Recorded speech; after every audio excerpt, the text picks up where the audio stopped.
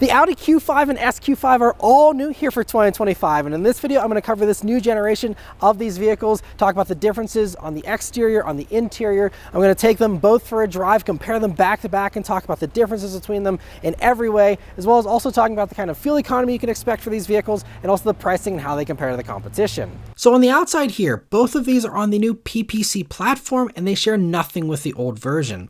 They're 1.4 inches longer, 0.6 inches wider, and 0.2 inches taller. Starting with the Q5, you see an attractive but subdued design, a nice departure though from the wilder styling of some of the competitors. On the prestige versions of both of these, you'll get 8 different DRL signatures for the front there to customize the look a little bit.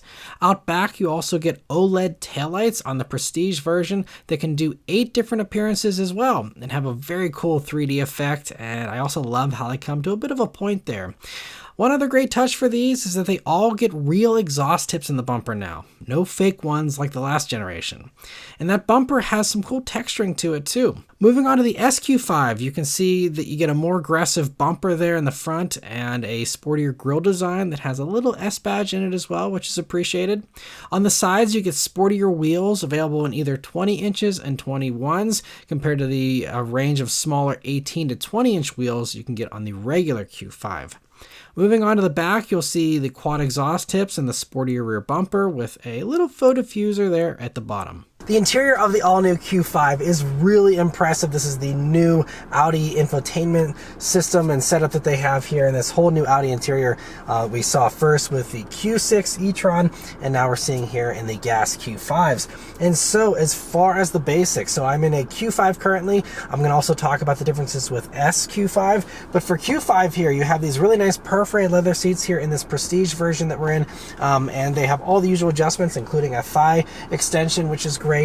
You do get massaging seats there in the SQ5, but you don't have that here available in the regular Q5, but they are heated and ventilated seats here in the Prestige. Heating is standard, ventilation is only here for this top Prestige, and I will say you're not missing much by not getting the ventilated seats. We've been using them already this morning, and we really don't feel them doing much. Maybe if you're really sweaty or something, but in usual kind of circumstances, they don't seem to really cool you down. So not a must-have feature there in my opinion, but really great seats, and the sports seats you get are actually even nicer in the S versions there. Now moving on to the steering wheel here in the Q5, it's really nice. Just has a great 9-3 grip. I love that we have just a few buttons here on it, and I love that the cruise controls are still on a separate stalk, so that reduces a lot of clutter compared to other steering wheels that have so much stuff on them. And so I really love the way this is. It's also a heated steering wheel as standard here in the Q5, so that's very nice. Most other companies will make you either pay extra as far as an a la carte option or a higher trim package, and this, it's in all of them, I believe, which is really impressive. You also have paddle shifters here on the back of the wheel. On the S version, you get a flat top to the wheel as well as a little S badge and perforated leather. And then moving on to the first of many screens here. So we have first an 11.9 inch gauge cluster here, and it's really great that all these screens are OLED screens, which is a key differentiator compared to other vehicles where you just have a regular LCD screen, which at night can still be really bright and gives you this grayish kind of lighting. It actually goes dark, for that OLED portion that's black, and so really, a lot easier at night on your eyes. You have some adjustments here. It's pretty limited though. You do have the different drive mode selectors that'll, change the appearance of the middle part of that, but it's mostly the same. You can also hit the view button and have a simplified look if you'd like. Then you can change a little bit of what's on the left and the right there, but yeah, I'd like to see a little more customization, but still totally fine, and especially for this buyer, I think it's completely sufficient. You also do have a nicer head-up display. It's now higher resolution. There's 85% more viewing area, they say, for it now compared to the old Q5. Very nice and high resolution, and you can also do more through that head-up display now. For example, you can now place phone calls just straight through the head-up display. You can also use the steering wheel controls to adjust your navigation, cancel route guidance, things like that, straight through the head-up display without having to go through the screen if you'd like. You also have this dynamic interactive light that's here on these higher versions, and that will reflect like your turn signal, and it'll change a few other things as far as like like drive modes and things like that, along with all the other ambient lighting you have here in this vehicle, which is also impressive. There's 36 colors, and you have different themes here. That's why you see even the background for the infotainment screen has this, funky kind of theme. You can download a bunch of them. There's sports teams, there's, all kinds of stuff to pick from, and it's a really cool way to customize these, and it's great that they're offering that. But coming over to this screen, again, a 14.5-inch touchscreen here, and I do like that it has some, curvature to it. It's not just a tablet stuck on. There's actually some design involved here, and I appreciate that because that's getting more and more rare these days. And this system's actually really well done. I, again, already covered this in the SQ6 e-tron review I did recently, but it's very just simple and easy to navigate. You can customize all these little buttons here on the left, but they're ever present, as is your row of climate controls. That's always there no matter what's going on in the middle part of the screen here. So you can always, just do 1 or 2 taps to, turn on heated seats, heated steering wheel. It's all very quick and responsive too. There's no lag really in the system, aside from it took a second to load satellite radio, but other than that, it's all just really easy. You also have the great Google Maps satellite imagery here for your navigation, which is great. It also does have wireless Apple CarPlay and wireless Android Auto still, so you can just use your phone stuff and ignore the rest of this for the most part if you want.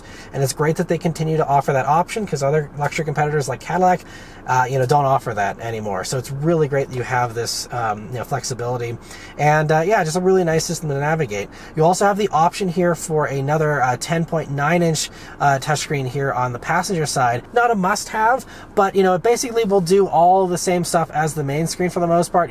Doing navigation, doing radio changing, media source changing, all that stuff, as well as also having a browser. You can look up stuff. You can stream YouTube. You can play video games. And there's even some video streaming apps in there, and it's really great. There's also the Google Play Store. This is all kind of Google built-in kind of stuff as well. Although you do have Audi's own Hey Audi system, which will give you assistance, and I'm surprised it didn't actually activate there. But that's going to be their voice assistant that's more advanced and all that as well if you want to use that. But anyway, this passenger display is still a nice feature. And whenever we actually lived with the SQ6 e-tron for a week, and that had the same screen, my wife actually really appreciated using that, and it's something I didn't think was really needed, honestly, but it actually, she grew to appreciate it over the course of the week. So certainly a nice feature to get here on these higher trims, especially. You might enjoy it more than you're expecting to. And then coming down here, just a few basic buttons, and you have this wireless charging pad here along with 2 USB-C jacks and another power outlet. And this wireless charging pad, I love that it's at an angle, so it should hold your phone in better. It's rubberized and has some notches to it, and it's also a ventilated wireless charging pad, so it'll keep your phone cooler, which is important with how hot phones get with wireless charging. You also have 2 cup holders here, this simplified shifter area with a quick access button for your 360 camera, which is great. And you also have a larger center bin, so this is nice and softly padded. You open that up and you'll see a bigger space than you had in the past, and that's again pretty nicely done, and so I'm really happy they've improved that. We also have pockets here in the doors. My only other complaint here in the lower part of this interior is that this padding here, it looks like it's going to be really nice, and it's covered in nice leather, but it's really hard, and I can knock on it, so it's not soft, and that's a key missed opportunity. They really should have padded this more for a luxury vehicle like this. That's something that a lot of other companies are starting to do more padding. And when you're doing long stints on the highway with adaptive cruise on, resting your knee here, it's not going to be as comfortable as some of the others that do more padding. We also have a strange inclusion by the door handle here of this block off plate that clearly was where the unlock and lock switches would have been, but now it's all in this little door panel instead. Just kind of, again, a luxury vehicle to have, a blank plate here just seems like a strange band-aid kind of afterthought kind of thing, but otherwise everything else in here is very high quality, very impressive looking, and really well done. Moving on to the back seat here in the Q5, so a little bit of extra space here. The dimensions are very minimally changed, so you're not going to get any kind of giant changes here, but it's still a great amount of space there in the back seat. Plenty of headroom, of course. They also see they have their own 2 USB-C jacks, their own air vents there, fold down center armrests with cup holders built into it, and that seat also also does recline as well as sliding forward and backward 4 inches. So if you want to give more cargo space or more interior space here for the passengers, you can adjust that at will, which is great. And they also have this awesome panoramic roof that does open up as well. That's available here and does have a cover on it too. And they can look out of that and enjoy the view. There's also sunshades there and those back doors too, which is a great family-friendly feature especially. And then cargo space here is larger, ever so slightly, but it's a appreciable gain in cargo space. Not enormous still, but for this segment, right in line with all the competition. Nice and wide, nice and long. And the nice surprise is when you lift up the floor, you'll see that there's actually a really deep well there. You could fit like an actual large duffel bag under there. Unfortunately, there's no spare tire. We just have run flat tires on these, but still great. You have the giant, space there if you want. But let's start up and go for a drive. The Q5 here just has the regular Audi key here. But it's a nice small key. I love Audi's key. And, just plastic. It would be nice to see something a little fancier. You have some metal on the bottom. But anyway, it's of course keyless access, keyless entry, push button start. So you just leave the key in your pocket, hit the engine start button, and it starts right up. All right, so starting off here in the Q5. So we are in a Prestige, and it is also a Prestige with the optional air suspension, which is very nice to have. And that's something that's class exclusive. No one else offers an air suspension in this segment. And so we just have it in the balance mode here, but there is greater differentiation now as far as the modes. So there's also a comfort mode that'll make it even smoother if you want, but I have no complaints with the ride. I don't think you even need it any smoother, but that's available. Also, there's the dynamic mode, which will firm things up a little bit as well. And so anyway, as far as initial impressions here in Q5, it's very quiet, very smooth, very easy to drive, of course. Again, same kind of dimensions really as the last generation. So if you're familiar with how the old one drives, you're comfortable with that, you'll be comfortable in this, I think, just as well. And other things here to note. So one big key change is that they switched from a torque converter automatic to now having a dual clutch 7-speed automatic here in these. And it still kicks down pretty quickly, but what I've noticed is pulling out, there is still a little bit of a delay, and I think it may be attributed to that dual clutch a little bit, possibly engaging. And we'll see. So far, inching up in traffic and stuff, it's been smooth. This is the most modern dual clutch that Audi has here. It's not like the old ones where you could feel engagement points and stuff. It does seem very smooth, but like the kickdown is not quick enough still. Now, of course, again, dynamic mode, and there's manual mode with the paddle shifters and stuff. There's all kinds of other ways to get around it, but just normal kind of driving where you don't want to mess with all that stuff. Just saying, okay, I need some extra power. 1, 2, 3. Okay, now it's going. Like, it's repeatable every time. It's just a little too soft for my personal taste as far as how that is. Now, there's also the individual mode, and you can have that set so you can have the suspension soft and everything soft, but then have the more responsive engine if you'd like. So there's ways, I guess, to work around that, but just, when you hop in a vehicle in its regular mode, it should still be responsive and good, and this just leaves me wanting a little bit. But other things here, so well refined as far as road noise here. You have, acoustic laminated glass for the windshield as standard, but also the front windows here on the Prestige versions get the laminated front windows, which is great for some extra quietness. And this new platform too, the PPC platform, is also going to give you improvements as far as rigidity and as far as just refinement in general. Other things here, brakes are very nice and responsive. They start to bite right towards the top of the pedal. The one thing I will say, and this is something I see in some other Audis sometimes, is the brake pedal is very close to the driver. It's a good length up from the gas pedal, and so what I've noticed is that my ankle and all that needs to really pivot pretty drastically to come up high enough for the brake pedal. I'm not sure why they do that. Here we go again, where I put my foot down and then now it's starting to give me the acceleration. But it's a little bit of an ankle workout, a shin workout to really pull your foot all the way back to then go onto the brake. I'm sure it's something you'll get used to and muscle memory and stuff, but just something I personally don't love. I don't know why the pedals can't be on a level field and it's got to be this staggered kind of setup there. And I put it up into the dynamic mode. I know most Q5 buyers don't really care about sporty driving that much. I'll save most of the sporty driving for the SQ5 segment, but here for the Q5, it's a good amount of punch. and dynamic mode does, make things a little sportier here. And so as far as the powertrain here, we have a 2-liter turbocharged 4-cylinder. It's now a variable vane turbo, a little bit of a different turbo than what they had in the last generation, and it does do a little bit more horsepower, 268 horsepower now, 295 pound-feet of torque. So, little gains there as far as, the actual power. And, curb weight still is pretty reasonable. I think these are 4250 for the curb weight, something around there. So, still pretty light, since they're not electrified or anything. There's not any extra battery weight to worry about here. But, it feels nice and direct. One other really nice improvement is that they did do a new steering rack here. So they've mounted it directly to the body, and they've really focused on steering precision and making that better. And again, I'm not going to review the Q5 like a sports car here, but it does feel better as far as the precision goes. And a little heavier here, of course, in dynamic mode as well. It all feels really good. And, again, even in dynamic mode here, the air suspension, has gotten a little bit firmer, but it still is so smooth and still very luxury car appropriate. Another thing here for all Q5s is that they do brake-based torque vectoring.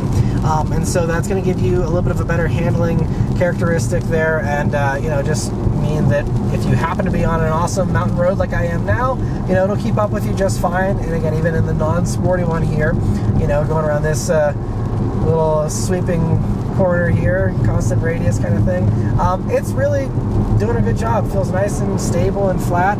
And climbing up into the mountains here, this motor still feels strong, even up at these high elevations, thanks to the turbo there. And with the air suspension, you also can change the ride heights. You can lower it down a little bit, or you can also raise it up if you want extra ground clearance. There's even an off-road kind of setting here. You can put it in if you'd like. But again, this isn't any kind of off-roader. So, but if you happen to find yourself in a situation where you need a little bit more ground clearance, the air suspension will help you out with that. And when you go for the Prestige trim, you do get the adaptive air suspension as standard, but that's the only trim that gets it. You can't option it on to the lower trims of the Q5. And then when you go up to SQ5, you do get the adaptive air suspension as standard, adaptive dampers here. But if you go for Premium Plus or the regular premium trims of Q5, you just have regular coil springs and passive dampers that they do say are also still variable, just mechanically, but there's no actual ability to change it, on the fly here electronically or anything like that. And I'm sure that'll still handle totally fine, because again, those are, still big sellers, especially with that mid-grade Premium Plus Q5. But let's hop into the SQ5 and see how that drives. All right, so now I'm in the SQ5, and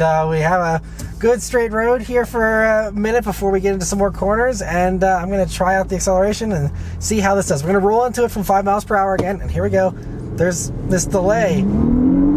And I even experienced this a little bit in the Q5, but it's not great, especially dynamic mode. I need to have more of a response. But once you get up and going,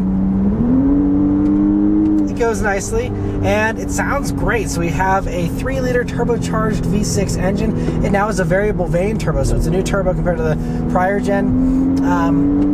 And I mean, it's plenty of punch here. We do have more horsepower than before. We have, I believe, 362 horsepower now, 406 pound-feet of torque, I believe. And so those are nice gains. I think it's about 13 more horsepower. I think 37 more pound-feet of torque than the prior generation. And, it's, I think there's always a pretty good amount of power, very competitive with everything else. And now we just have a little bit more, and that's great.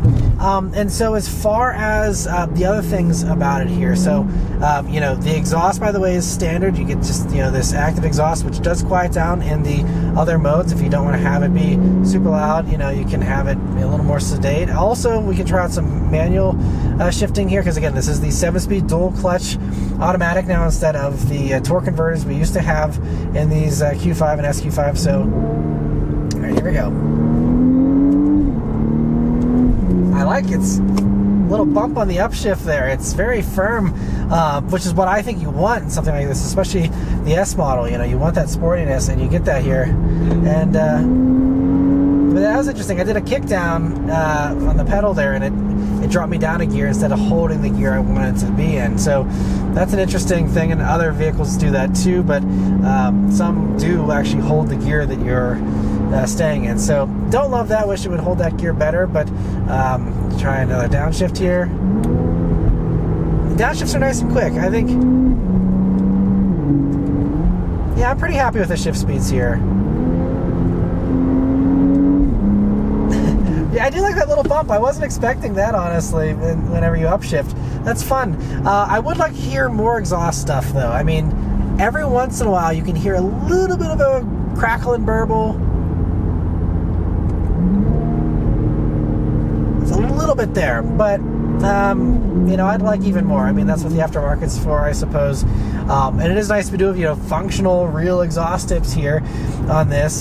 Something Audi has, you know, now gone back to after having the faux exhaust tips there in the rear bumper before. But other things here, you know, now we're getting on to some windier roads, and so you get the adaptive sport air suspension in all of these, and it's a little bit of a sportier setup compared to the regular Q5 Prestige that does have an air suspension as well. In here, it's specifically calibrated and tuned for the sportier nature of the S model here.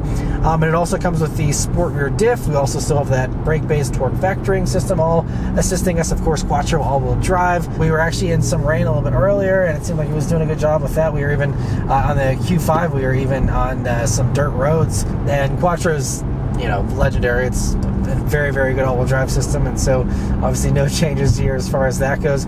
Other things here, so curb weight for these is about 4,464 pounds. The fact that this isn't electrified means, you know, you don't have something that's super heavy, and so as a result, in modern times, this feels fairly light, I'll say. And you know, you also have the benefit of, again, the sharper steering, like I talked about earlier with the Q5. That also is, of course, here on the SQ5, and you know, just gives you, again, very precise steering feel. I believe there's an option to get summer tires on these or all season, depending on, you know, how you plan to use this vehicle. There's, you know, different wheels to choose from. My only other little complaint, though, is that I wish we had the headrest speakers that you get in S5, and you also get that in the Audi Q6 and SQ6 e-tron. And I had an SQ6 e-tron, basically kind of the electric equivalent of this vehicle, very similar in size and everything, and that had those, and it makes this Bang & Olufsen system just that much better. And so that's just one thing that I'm, you know, kind of missing here. But other than that, you know, whenever you are just driving this spiritedly, you know, it doesn't let you down. It's a really good amount of power. Just, again, I wish that throttle response was just a little bit faster, because I'll go give ourselves a little bit of space here.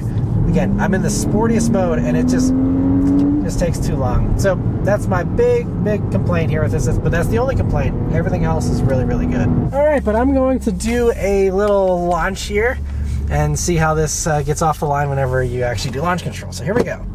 Launch control activated. That's how you get the quick. Wow, this is a really snappy transmission. I really like the drama that you get with that.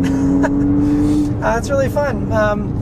And also, in order to do that launch, it does have to turn off the ESC, which does give you, you know, a little bit more variability there in the back end if you do want to, you know, play around in a lower grip scenario. But as far as acceleration times too, it does a 4.6 seconds 0 to 60 is what it's quoted at, and so, you know, that's good performance. Good brakes as well. That's the other thing to mention here, is we have 14.2-inch rotors in the front, 13-inch rotors in the rear, single piston calipers. And it's important to note too that for the Q5, you have the same rear rotors, so you only get an upgrade to the front rotors here on the S, and in that case I think it's about 0.9 inches larger. But, you know, so a nice improvement there nonetheless. But, you know, just know it's only on the front there. But, I mean, these brakes feel nice and strong, you know, nice and grabby. And you know, since we're in the sport transmission mode here, you know, let's give me the downshifts. And it understands that I'm in a sporty mood here. It does sound good. I have to say, I got to shut up and just let this sing for a second here.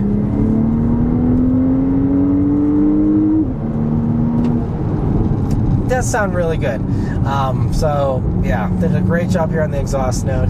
And I think, you know, the crackles and the pops they probably had to keep at bay a little bit, because again, we are talking about a $74,000, you know, luxury SUV. Even if it is an S model, you know, they can't go too crazy, I suppose. And so definitely, you know, understand, you know, the restraint. And again, there's always the aftermarket. All right, so we're coming up to some proper hairpin corners here, and I'm going to just see if I can get this thing a little bit loose with the sport diff. And we have ESC, and it's offsetting the sport setting here. And so let's give it a try here. Yeah, okay. Yeah, it did it. And then we got a little pre-production production warning thing here that's popped up that you know, is going to be going off here possibly with these accelerations, but it does a really good job. We also have pretty good grips too. These are the Michelin Pilot Sport 4 SUV tire, 255 wide all around here. Yeah, okay, so it tried to neutralize it a little bit. I feel like I did have to back off a tiny bit because I was starting to feel the understeer creep in, but pretty neutral. It's not, you know, RS3 levels of amazingness with the handling or anything, but really good. Really fun. The fact I'm doing this in an SUV with all the practicality that it has and everything is, you know, really great. So, yeah, and yeah, that's about it. I mean, as far as the driving experience, I've just been, you know, very happy with it. You know, and we do know this new generation has the S5 with its sportback practicality. Stay tuned for my review of that. We drove that here as well, and I will save my impressions of that for that video. But yeah, SQ5 is great here, and yeah, I'm so glad we have a new generation of these with these great sounding exhausts still and all that. But if you do want to have all the extra performance of the electric versions, there's now again the SQ6 e-tron I just reviewed as well, which is another phenomenal performer and doesn't have any of this throttle lag, that's for sure. The electric powertrain really knocked my socks off, so definitely again check out that video for sure. But the last thing to really mention here is you know, the safety technology, and then the fuel economy and the pricing and how it compares to the competition. So really briefly here, as far as the safety tech goes, they do a really good job here with all the safety technology in these. So they all come standard with basically everything: adaptive cruise control, blind spot monitoring, rear cross traffic alert, lane keep assist, even all the more advanced stuff like the blind view assist, where it'll actually correct you if it looks like you're lane changing into someone, things like that. All those actual active assistance it also does have as standard. The only thing that you do have to go up to with the higher trims is the higher trims are going to give you like an adaptive cruise assist, which will do like this sign limit or sign speed limit recognition stuff, as well as doing, I think, a little bit more lane keep assist. You know, minor little differences there, but again, all of these get adaptive cruise either way. So, you know, it's just really nice. You basically have all your bases covered there. Another hairpin here. Yeah, it does a good job staying pretty neutral, though, I have to say.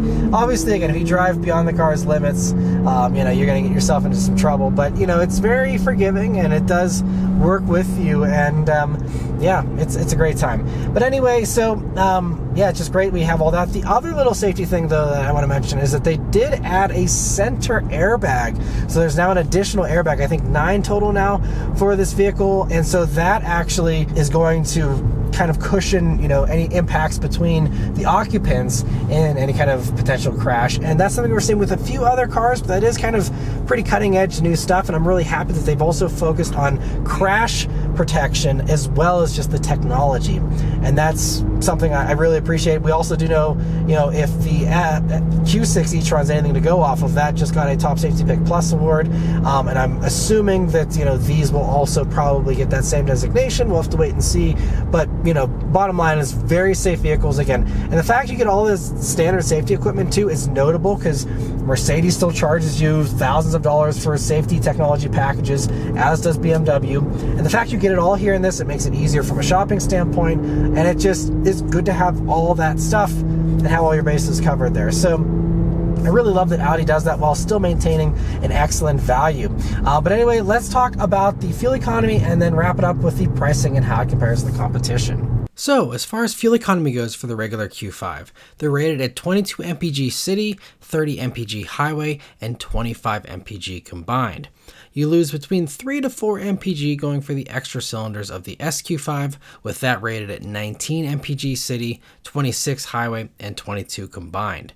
I'll do a real-world fuel economy test once I have one of these for a week, so be sure to stay tuned and subscribe for that if you're interested. Lastly, let's talk about pricing and how these compare to the competition. So the Q5 starts at $53,495 including destination, with a $3,700 upcharge for the Sportback body style if you want that. The Q5s we were driving with the Prestige package were $63,290. The SQ5 starts with higher standard equipment like that air suspension in addition to the extra power, and those start at $66,095 and go up to $74,740 for the Prestige trim that we were driving. And if you'd like the best price possible for one of these or any vehicle, you're definitely going to want to head over to maranmotoring.com. There you'll go to the new car quotes page where you get access to dealer invoice pricing as well as getting connected to a local dealer so that you can check one of these Q5s out for yourself and see what you think about it. So there's going to be a link in the description as well as one in a pinned comment to take you straight to that site and get you all that info. Now, as far as how these compare to the competition, the primary competitors are still the BMW X3 and the Mercedes GLC, so let's talk about those first. The X3 does a little less horsepower, a little better fuel economy, and does start a little lower at $51,000 and change, but to get one that's actually comparable to everything a base Q5 has, like all that safety tech, the heated seats, heated steering wheel, all that, you'll need to add on packages and options that raise the price to over $58,000, making the Q5 the clearly better value at the bottom end. And at the top end, the X3 is about $1,000 cheaper, but doesn't get that air suspension the Q5 has or the passenger display. And when we go to the sporty M50 version, one with comparable equipment maintains that big price premium, making the X3 clearly the worst value if you're talking about the performance ones. Moving on to the GLC, those start only about $1,000 less, and with comparable stuff to a base Q5, you once again come out about $2,500 more expensive than the Q5. And on the top end, the GLC is about $1,000 more too, again with no passenger display or air suspension, among other things. And its performance version also sticks with a 4-cylinder, which is cool, but it's about a $6,000 upcharge there, comparably equipped, and most buyers seem to want a 6-cylinder anyway.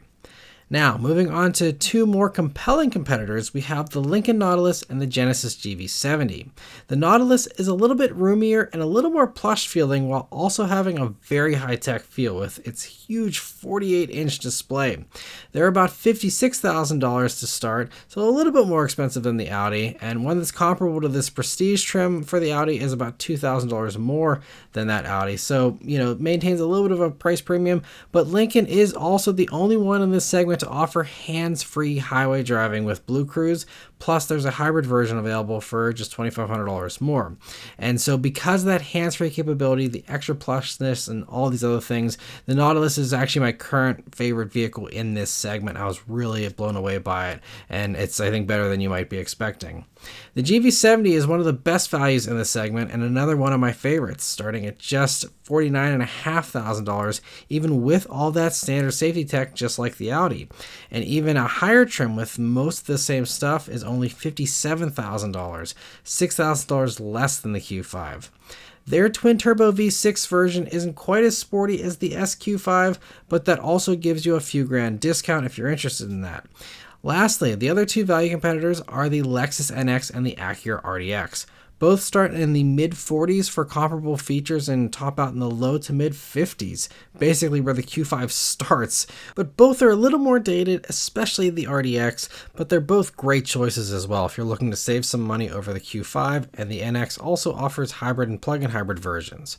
Overall though, I think the Q5 is priced really well, coming in under its main competitors with more standard features and wrapping it all in an understated and attractive package and generally executing everything pretty well, aside from that acceleration response. So anyway, that's all of my thoughts on the new Audi Q5 and SQ5. Let me know your thoughts on them in the comments below. Please leave a like and subscribe to keep these videos coming. Big thanks to Audi for providing this opportunity to review these vehicles. Thank you all very much for watching, and I'll see you on the next one. Take care.